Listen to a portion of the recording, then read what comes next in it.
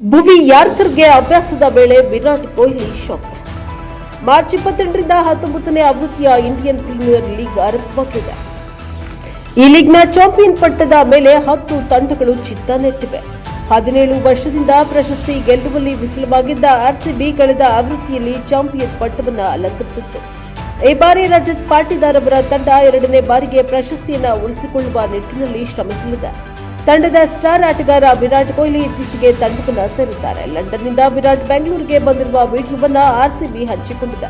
ಬಹುದಿನಗಳಿಂದ cricket ಆಡಿದ ವಿರಾಟ್ ಕೊಹ್ಲಿ ಈಗ ಮತ್ತೆ ಅಭ್ಯಾಸ ಆರಂಭಿಸಿದ್ದಾರೆ. ಇವರ ಬ್ಯಾಟಿಂಗ್ ಕಣ್ಣು ತುಂಬಿಕೊಳ್ಳಲು ಚಿನ್ನಸ್ವಾಮಿ ಮೈದಾನ ತುಂಬಲಿದೆ. ಇವರ ಕಲಾತ್ಮಕ ಹೊಡೆತಗಳನ್ನು ನೋಡಲು ಅಭಿಮಾನಿಗಳು ಉತ್ಸುಕರಾಗಿದ್ದಾರೆ.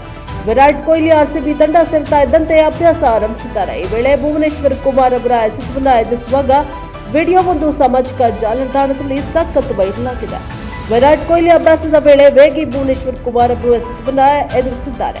ವೇಳೆ ಭುವಿ ಎಸೆದ ಯಾರ್ಕರ್ ಗುರುತಿಸುವಲ್ಲಿ ವಿಫಲರಾದ ವಿರಾಟ್ ಕೊಹ್ಲಿ ಅವರ ವಿಡಿಯೋ ಈಗ ಎಲ್ಲೆಡೆ ವೈರಲ್ ಆಗ್ತಾ ಇದೆ. ಈ ಆವೃತ್ತಿಯ ಐಪಿಎಲ್ ಕೊಹ್ಲಿಗೆ ನಿರ್ಣಾಯಕವಾಗಿದೆ, ಏಕೆಂದರೆ ಅವರು ಅಂತಾರಾಷ್ಟ್ರೀಯ ಟಿ20 ಕ್ರಿಕೆಟ್ನಿಂದ ನಿವೃತ್ತರಾದ ನಂತರ ಐಪಿಎಲ್ನಲ್ಲಿ ಮಾತ್ರ ಆಡ್ತಾ ಇದ್ದಾರೆ. ಆರ್ಸಿಬಿ ತಂಡದ ಬ್ಯಾಟಿಂಗ್ ಬೆನ್ನೆಲುಬು ಎಂದೇ ಖ್ಯಾತಿ ಪಡೆದಿರುವ ವಿರಾಟ್ ಕೊಹ್ಲಿ ಐಪಿಎಲ್ನಲ್ಲಿ ರನ್ ಶಿಖರ ಏರಿದ ಆಟಗಾರ. ಇವರು ಆಡಿದ 267 ಪಂದ್ಯಗಳಲ್ಲಿ 8,661 ರನ್ ಕಲೆ ಹಾಕಿದ್ದಾರೆ. ಆ ಮೂಲಕ ಐಪಿಎಲ್ ಇತಿಹಾಸದಲ್ಲಿ ಅತಿ ಹೆಚ್ಚು ರನ್ ಗಳಿಸಿದ ಬ್ಯಾಟರ್ ಎಂಬ ಹೆಗ್ಗಳಿಕೆ ತಮ್ಮದಾಗಿಸಿಕೊಂಡಿದ್ದಾರೆ. ಕೊಹ್ಲಿಯ ಈ ಆವೃತ್ತಿಯಲ್ಲಿ 9,000 ರನ್ಗಳ ಮೈಲುಗಲ್ಲನ್ನು ಮುಟ್ಟಬಹುದು.